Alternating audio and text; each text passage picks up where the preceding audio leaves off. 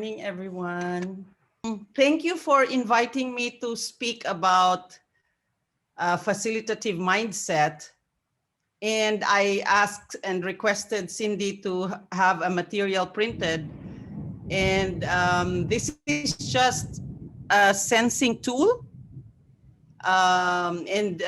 May we kindly have that material distributed to everyone, or maybe you already have a copy. So each one will receive a copy of this. And then you just need a pen, pencil, or whatever, ball pen. So I'll just share screen. So this is what you will receive, or you have received already. So does everyone have a copy now? Yes. So this is pretty straightforward. Well, easier said than done. So all you need to do is there are 10 dots. So on your left side, you have words, and on your right side, there are also words or phrases. So like, for example, we and I. So you choose one of the dots and you circle. If your tendency is towards the I, then you encircle maybe the third dot, or maybe you're just in between. So you encircle the fifth dot, and so on and so forth. So you don't have to think so hard about this. Just, breeze through it, and then select your tendency, whether you're more on the left or the right side. So I will give you time to answer the tool now. Oh, for those who are done, you could actually connect the dots. So connect the dots with a line, and then you will see where you tend to be. So I'm just making an example, and then you can connect this. You will see.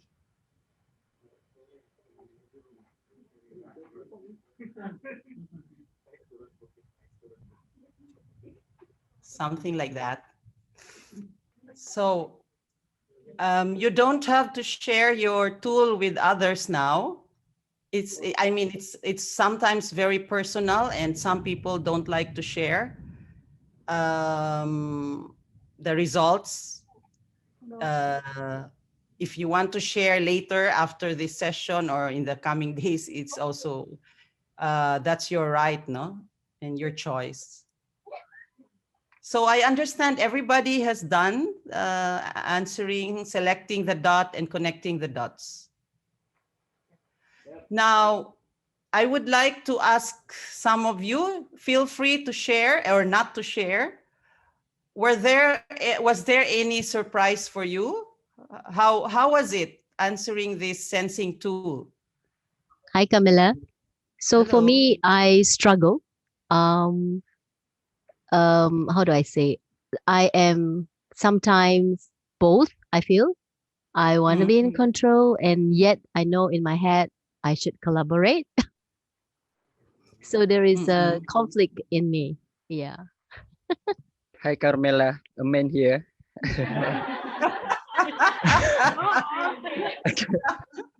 I found myself somewhere in the middle, at the bottom half of this practice. So it's quite confusing at the bottom half for me. I don't know why. Yeah, that's my experience lah. Simple experience. Hi, Carmela. Another man here. I don't know if you can see. I think mostly mine in the middle, but it's like zigzag, so it looks like a constellation a bit for me. Yes, I see that. Yes. Yeah. How was it answering this? How was your experience? I'm not sure it's uncomfortable, but it's not, because for me, I think it's more on self-aware on what my body feels. So I just followed like what my hands wants to, which dot my hands wants to connect. So I just, and then when I look at it, like, oh, okay. So first, it's good that one of you shared that you felt uncomfortable because it felt like there are right and wrong answers and honest and not honest answers. But there are no right or wrong answers. If you look at different situations in life, there are situations when we need to be more on the right and more on the left.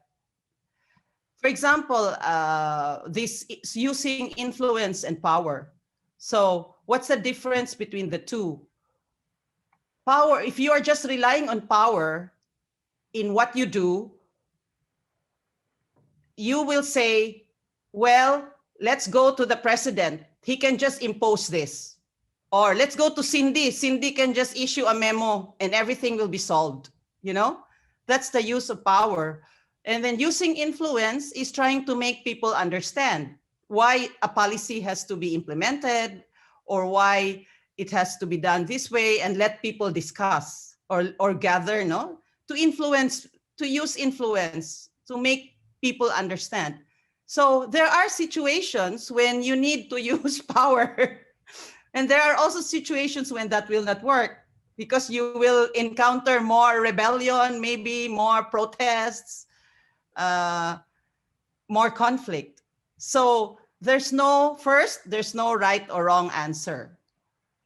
Uh, and if you were struggling, you are not sure because you want to be collaborative, but then you also want to be in control.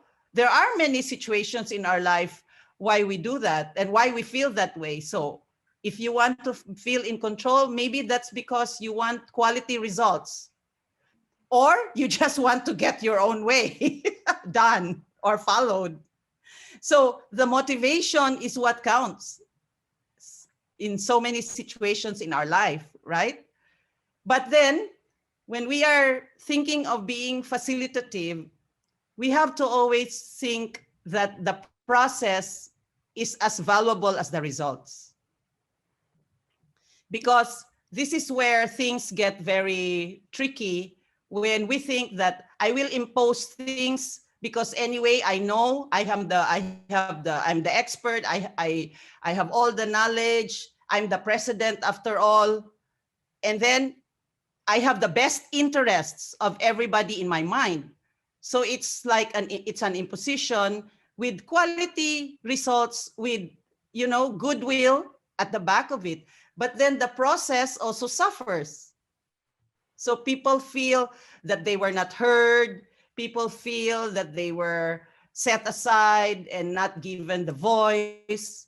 So the balance that you will be looking for is between process and the results that you want.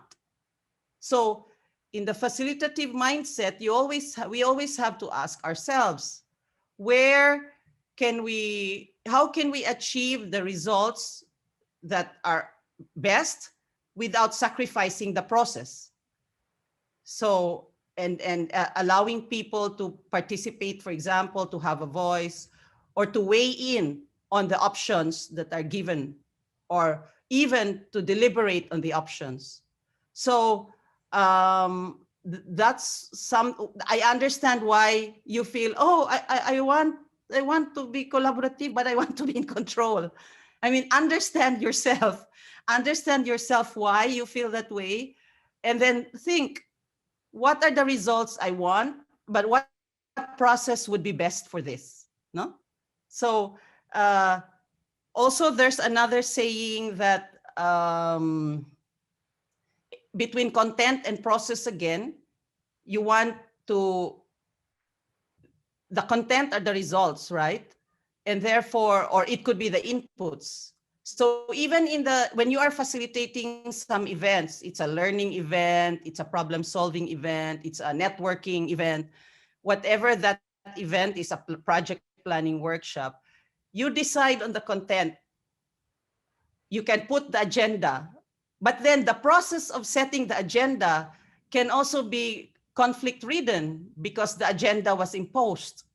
There was no chance for the others to chime in or to to give their inputs on what the agenda should be. So maybe the agenda that you set for that event or the program was in your mind the best for everybody, but maybe it needed validation, or another term we use is ground truthing, no? We want to check if this is really what the people want to discuss in this learning exchange or in this meeting, in this multi-stakeholder dialogue.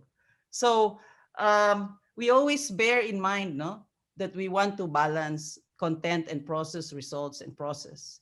That's from the facilitative mindset perspective, and especially if you are performing multiple roles. Remember, the other day we said many in the NGO community are they are the project officer, the documenter, the facilitator, the resource person, the secretariat, and the finance, because they have to reimburse everybody's expenses at the end of an event. So you wear so many multiple hats, and the stress can be there. But once these things are in your mindset, now, okay, in this instance, what is best? You know, what could be done? So there are guide questions here. Wait, before I go to the guide questions, are there any things here that you want clarity on? Maybe I was confused why these two are juxtaposed, are actually put on opposing sides. Hi, Carmela. I'm part of the tech team, so I'm all the way at the back. But I actually had a question about the hierarchy and the level playing field. Mm, For me, where I'm at with the things I'm trying to build in the company, I think right now my priority is always having a clear chain of communication where it comes from like one person and you collaborate everybody to get involved with that idea. So I believe like there's in a structure, but I also believe in equity and equality, that everybody also contributes equally. So I kind of, where I'm at, I kind of put more on the hierarchy end, but I don't know if they were it. I do believe in both. I do think they're equally important, but is it because of where I'm at in my situation right now? mm. Okay. So I understand where you're coming from because that's what you're doing. But just but just by with the information you provided me, no, with the limited information you provided me, from the top of my head, I can say that while we might want to use structure to structure things to make things become more smooth, more efficient, that's fine, right? Uh, but on the other hand, what processes, when you're doing your design of your structure, what processes can be built into the structure such that you level the playing field more, right? So again, that's the question that you can ask yourself when designing structures. So that's why if we look at power dynamics, for example, you can hear the word sometimes. How can we create alternative centers of power? So the power is here. They make the decisions. It's so top down. But how can you create alternative centers of power? That's one phrase that is often mentioned for example, in the NGO community. Or how can we, in this sense, level the playing field such that people will have a voice? So even within the structure, what processes can you build there so that you can have the voice of the people from different rungs or ladders in an organizational hierarchy? That's always a challenge, but it has been done, no? Even in the private sector, they would have the quality circles, all these team building retreats, no? And similar things that are being done to level the playing field. Okay. So if there are no more questions on these items here, the guide questions on page 2, we don't have to discuss that now. But I think what is most important is this, number 4, 5, and 6. What have you observed in your own behavior, views, attitudes that show that you tend to have a facilitative mindset? And then who among your friends, colleagues, or relatives would you like to answer this tool about you to validate your self-assessment? So maybe if you have the time, you have the courage, you want to know more about yourself. So in Johari window, right? If you remember Johari window, things that I know about myself and things that others know about myself. So maybe there are other things that people observe about you that you are not aware of. And then, of course, then it would be beneficial to maybe ask or to let them even do this tool, answer this tool about you without meaning to harm you, without meaning to put you down, maybe, or to just test you. So you should find somebody whom you trust, no? And that will have the best, your best interest in their mind. And the sixth question is, how can you nurture a facilitative mindset? What can you do in your work or at home so that you can nurture a facilitative mindset? So these are just guide questions that you can work on after this day or in the coming months or in your journey in your life. Now, the next thing I would like to share with you. So this is what I want you to reflect on now. So, and then I want you to pair up maybe triads or dyads. Let me just walk you through the items. So the first item is when does a manager or an employee who has to work with a team need to be more facilitative. So I like very much this list of conditions. Number one, for facilitation less applicable, is when you have limited time. The example I usually use here is when there is a fire. When the fire is burning in your house, you don't call your household and say, come on, let's have a meeting. Let's discuss. What's your idea? How do we put out this fire? You know, well, after you finish the meeting, the whole fire is already down and already ashes. So when you have limited time available, when the options are so obvious, so in that situation of the fire, well, everybody has to grab whatever, call the fire department, you know, the solutions, the options are quite obvious. You have enough information. And then number four, there is a strongly desired decision that is already known. So you know that the majority of your staff would not oppose spending Christmas here in Palawan with Carmela. Wow, yay! After the pandemic. So there's a strongly desired known decision. So why should you go through a process of let's do a voting, a discussion for endless days when you already know that almost everybody, unless there's a very strong opposition that will not benefit, maybe there's a minority in the group. Like you have a Muslim colleague and it happens that the desired date is on start of Ramadan or whatever, no? So that situation calls maybe to be more facilitative. Groups involvement, not critical. So if in that situation, the group's involvement is not critical, then you don't have to be very facilitative. For example, there are situations in the office when you don't need to consult the entire team. For example, whether you should purchase some of these things that are needed in the office, there's no need to always have a meeting for everything and to consult everybody.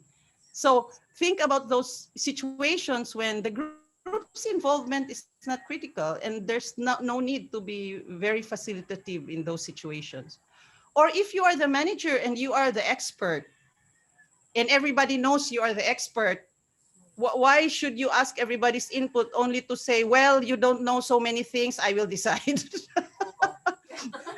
And yeah, and then when there's high satisfaction with the status quo, isn't it that when everybody is happy, they are satisfied with the work, there's less complaints? So sometimes those are opportunities to just, you know, make the decision if that decision is valid and can benefit the majority, and it will not create so much tension. So that's also important to consider. And the last is maturity and experience with the issues. So if in this issue, you know that the participants can very well deal with whatever decision is made or how it's handled, there's a lot of maturity there. They have experienced this in the past. Maybe you don't need to involve everybody. Maybe you can just choose a team to make a decision with you. So it could be a combination of these factors that you have to look into. So it's like, okay, let's look at the situation. Let's look at the context. Do we have time? What are the options? Is it already obvious? Do we have enough information, etc., etc.? So ask yourself, no, and read the context, read the situation. So on the other side, it says here, facilitation is more applicable, number one, when the solutions are not clear. No? So then you need to get inputs. You need to get ideas. You need to generate the options with others because the solution is not clear. Next, you need the talent of the others. You can't do it alone. You are so limited. You don't have the expertise on this matter. You need somebody who can look at the data and analyze it. So then you will need the participation of others. Facilitation then is more applicable. Number three, there are diverse opinions that need to be heard. So if the situation is like that, then be more facilitative. And then there's openness to group decisions. That's also something to look into. And then commitment is critical for implementation. So it's important that to be successful, you need the commitment of, if not everybody, the majority, the most critical stakeholders. And then a large number of people are affected. So if your project in your NGO affects a large number of people, an imposition of a project, that's really might spell disaster. So that's one thing to look into. The number of work units involved. If a lot of the different projects and programs within your NGO will have to make some contribution to a particular event, then all the more we need to be more facilitative and to involve them in the preparation, in the designing or problem solving. Another thing to look at is complexity of data, the number of variables you have to look into. So the pandemic is a very good example. The pandemic is a very good example. Why? Why do governments have to be more facilitative? Actually, a lot of the points here apply to the pandemic. But just to focus on complexity of data and number of variables. There's so many variables to look at in the pandemic. Number one variable is the healthcare system. How strong or weak is the healthcare system? So that involves so many aspects on the local government level. If you want to establish an isolation center, who should be involved in establishing? So the variables are the healthcare system from the lowest level up to the national level. The hospitals, the rural health centers, etc. The number of doctors, the supplies, the vaccines, the test kits, etc. Number two, for the pandemic example, why this complexity of data? Well, healthcare system is one, but another variable, just to cite an example, would be WASH. How strong is the safe water, sanitation and hygiene in the country, all over, up to the smallest village? And number three, the housing. What's the housing condition? Like here in the Philippines, we have a lot of squatter areas. So you will already see that physical distancing is almost impossible. It's impossible in so many contexts, actually, not just almost impossible. The number of variables, I'm just speaking of 3 variables, and you could go on and identify. And then the complexity of data, the pandemic is a very good example, because until now we are discussing, oh, I don't believe in that statistic. In our, like my friend works in a COVID designated hospital in Manila, in the National Capital Region. So their hospital has been turned into a COVID hospital. They are not accepting non-COVID cases. And yesterday, she shared with us that she is shocked with the national statistics because the number of the increase of deaths is just equivalent to the deaths in their hospital. She said, I don't believe this because in their hospital, 4 to 5 persons die every day now. The NCR, Manila, National Capital Region, has a surge, a COVID surge. And why? Are they very delayed? So data is being questioned, and it's so quite complex because you cannot actually have an accurate count because the asymptomatic patients are just too many and not everybody had a test. So there's complexity of data. Now in the pandemic, that's really very much in the limelight, no? And then the third to the last, the high cost of failure. I mean, if I can go back to the pandemic, it's not just failure, loss of lives. No? I mean, here in the Philippines, we have already families where 2 or 3 members of the family died of COVID, one after the other. So high cost of failure needs you to be more facilitative. And then high emotionality, all the more. If there's a lot of intense emotions surrounding a particular issue that your NGO is dealing with, all the more we need to be facilitative. And of course, the last, very important, high chance of conflict. No? So maybe you can add to this list. You can make your own organization's list, okay, that you want to, as a guide for thinking and deciding, should I be facilitative now? In what instance? When you're doing project work, there are so many processes that you do. There are so many decisions that you make. There's so many stakeholders you need to engage. So in which aspect of your processes do you need to be more facilitative and less facilitative? Why? No? What is your basis for saying, for this, I need to involve this and this and that, but not everybody, And but what's the reason? Is it because there's a lot of time that you can still do it? The decision is not obvious. The desired decision is not obvious. It's not very complex, the situation.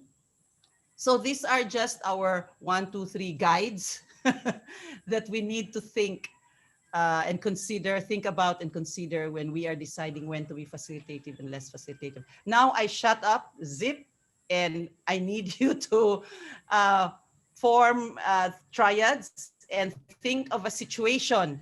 Just recall a situation in your experience, whether it's with your NGO now or in your past life when you were still a queen or a princess.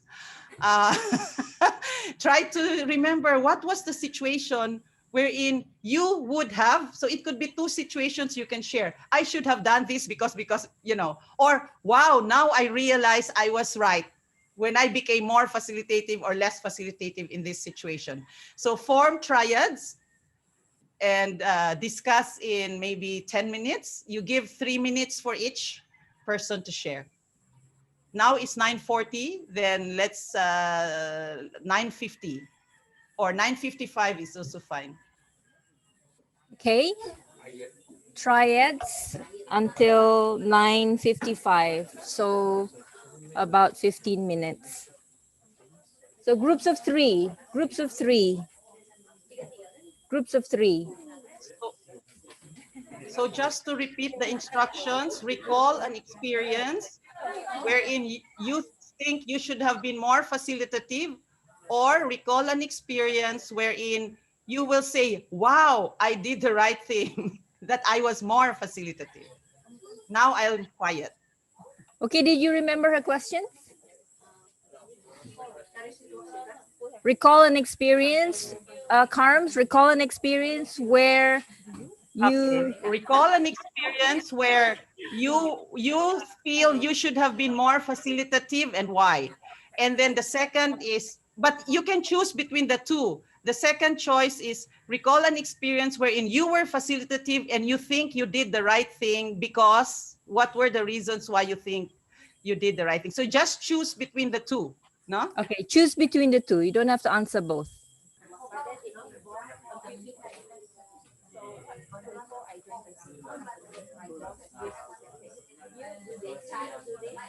Okay. May we have then some of the triads, if you want to share, what struck you from the sharing of your colleagues or from your own self-realization? Hello, Carmela. I'm Cheaper. Hello. Yeah. Uh, just now we discuss. I share about my experience in the field, and I as a project coordinator, and then I face some issue with kerbau, with buffalo. Yeah, with the buffalo. Mhm. Buffalo attack the field, paddy field, Mhm. and then in that time I no need to speak to my team to do a facilitate about this problem. I just make a decision, uh, and this Sunday we need to meet the farmers and the penternak, the buffalo owner, and then I think in that time I think I I don't know I do the right thing or not, because I didn't get um, bring my team involved to make this decision, and then that I share with Mhm. my team here. Yeah, it's urgent, and then I make a decision. And one more thing about the damage from the buffalo to the field, I uh, I meet my team and do a facilitate with this the problem, and then what we made, we just make a police report and go to the pejabat daerah, and pejabat daerah go to pertanian, then until now still didn't have a answer. And then Mhm. Mhm. I and then I bring that problem with Cynthia and Ken, and then we do our own calculation lah about the damage. And then that Mhm. situation is need facilitation, uh, and then Mhm. and the first one no need because urgent.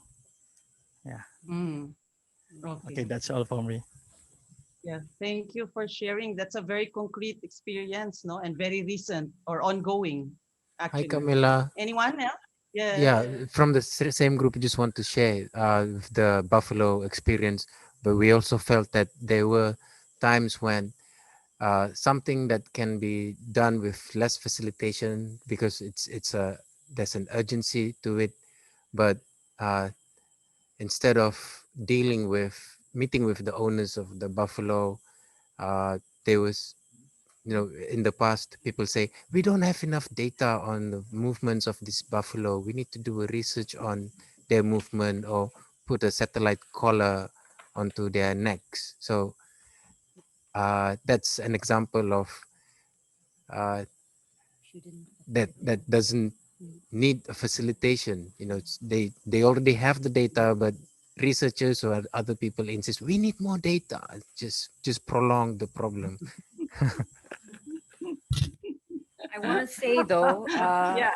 not in any way disagreeing, but also there's a high chance of conflict, very high chance. The entire kampong could split because of that issue. There's very high emotionality. As you know, people were shouting and crying and everything. High cost of failure, Mhm. complexity, large number of people affected, solutions not clear. All of these are present in the Kerbau issue. Mhm. So Mhm. others, Hello, hi Carmela. Ryan's here. Uh, So just now we talk about mostly we talk about our projects instead of our life experience lah. So for me, I talk about my project, which is about I think that When I first started this project, I should do facilitation instead of just segregate the job, segregate the tasks that we should have done. And but I think, and now right now the project that we are doing is still stuck, very long time. So I'm not sure whether we should do facilitation or less facilitation for the project. So I'm not sure the result in the end lah. But I think right now maybe should do facilitation because it could enrich our knowledge and our bond in the team lah. So I think yeah, Yeah. FPIC. Yeah. Right now we are reduced to two. Last time there are four of us. So there are four of us, meaning yeah, it's good for facilitation time. Hi, Carmela. So our group just now we were discussing about our projects. Like for me and my colleagues, we are in the same project, and for Phoebe, she's on another project, and for her, she's sharing about how she are being facilitative in maybe her like during meetings with the governments and all. So we were discussing about how facilitative is actually part and partial of our work. We have to engage with people, and so yeah, if we engage with people, we need to be more facilitative. We need to um, listen, and I mean, if that's why it's facilitative, and you're not a pengarah. You are saying what needs to be done, and you're not hearing about others' opinion. So yeah, so for our project, we have to do like work plans. We have to do like projects. So all of that needs maybe voices from our field staff, and also from other colleagues, and also the bosses. So we need to be facilitative in order for us to get inputs, so that we can come up to something that is doable. So I think it's actually a skill that needs to be learned, or something that you need to have lah, in order to get the work going. So yeah. So, may I ask you then, having had your 2 days and now it's the third day on this topic of facilitation, and also having this added input on the facilitative mindset and when to be less and more facilitative, um, what value does this add to your work now? Knowing this, like knowing this criteria or knowing your own tendency, because we did the sensing. You use the sensing tool to know yourself more. What value does this give you in your work now? Hi, Camila. This is Yogi. Thank you Yeah. for the list, the diagram. What do you call this table, and also the exercise. To me, first thing that came to my mind is it gives affirmation. When you give the time to reflect on a certain time where, for instance, for myself, to as a facilitator for the project in the watershed, I feel that that was the best what do you call uh, approach, because the project payment for ecosystem is a pioneer project, and a lot of things had happened in that area. For instance, one of the community was submerged by the dam. So I think ngam lah, we say, the right we taken a more facilitative approach. But of course, the story has not ended, so we are still ongoing. And uh, so this diagram helps to give affirmation. And but the other exercise, like my inclination, I think, because I also play different roles, so I have to be a little bit mindful lah.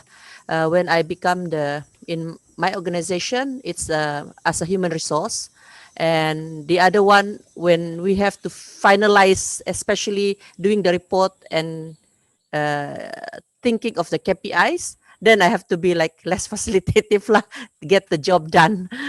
So I think it's a very good exercise today. Thank you very much.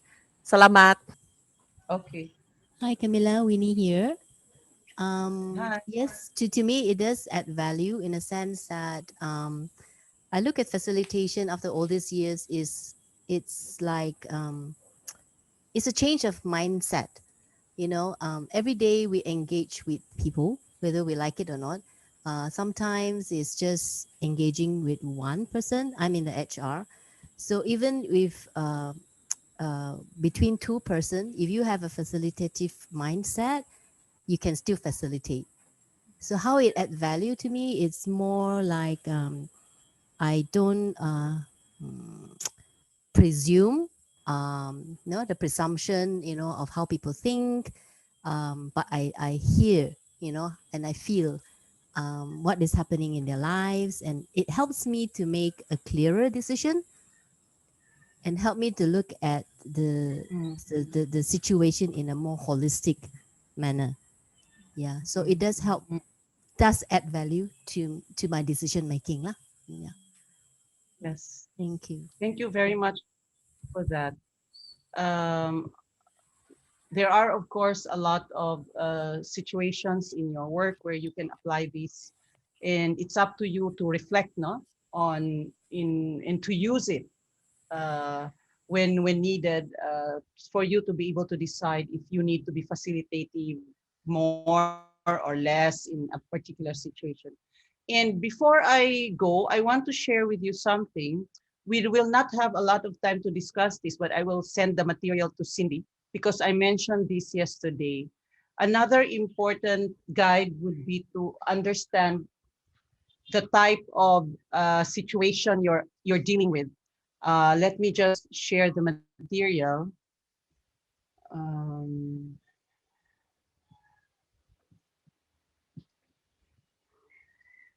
so yesterday I mentioned this, decisions in multiple contexts, a leader's guide.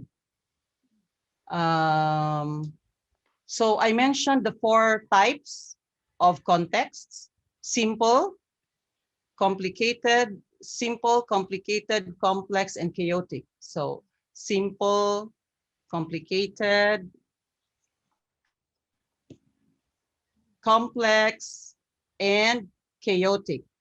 So this is a guide, and it shows the characteristics when a situation is just simple.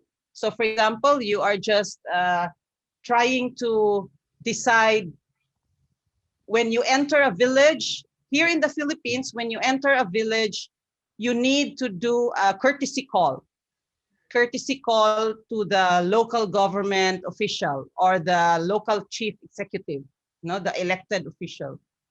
And uh, in almost all projects, you do that.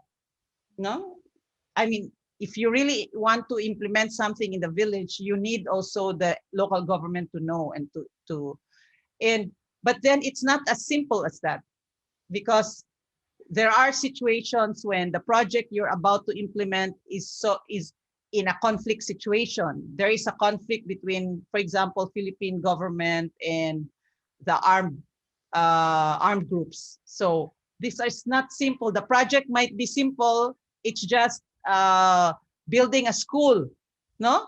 Building a primary school. You have a donation from a foreign grant and you want to build the school. But the situation is there is a armed conflict ongoing, and you have to engage with the local government unit, and then therefore you have to think: is this situation a simple situation? Is it complicated?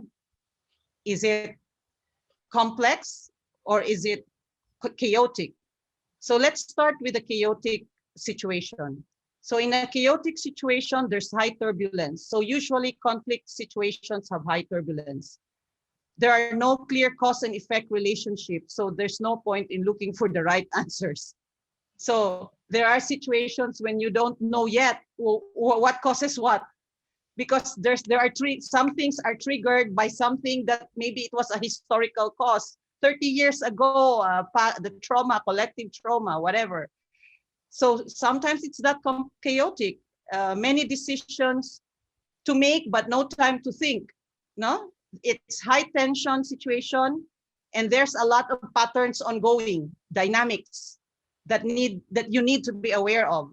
So when the situation is chaotic, what that can a manager or a leader do? No, so this one will guide you. I will not go through this because my time is only up to 10:30, but I'll send this to Cindy.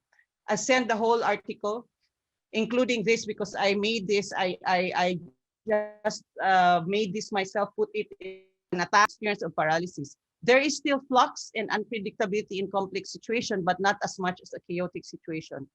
There are no right answers that are immediately known, but you can get some answers as to how to solve or address with the issue through studying the emergence or emergent instructive patterns. No? So what is emerging here? You can look into that. There are unknown unknowns. There are some things that you don't really know in the situation. And there are many competing ideas how to address the situation, how to solve the problem, whether it's a deforestation issue, marine related issue, whatever is, there are so many competing ideas how to solve it. And there's a need for creative and innovative approaches. So that's one kind of context also. So what would be the leader's job there? What are the danger signals and how do you respond to that? And then the other situation that context that is described as complicated has these characteristics. So in a complicated situation, the cause and effect relationship is known. Let's take the example of the setting up water, sanitation, and hygiene in schools, in public schools. You already know that when children do not wash their hands frequently, they get more sick. So the cause and effect is already known, or can be discovered easily. But maybe it's not yet that apparent for everybody. Maybe the mothers are not so there needs to be intervention in that regard. So even if the cause and effect relationship, but there are also more than one right answer possible. So it's also complex because it's about behavior change. How do you change the behavior of children so that they will use soap when hand washing? When children are not even trained in their houses by their parents to do that regularly, to wash their hands with soap, right? So what are the solutions that could possibly be done?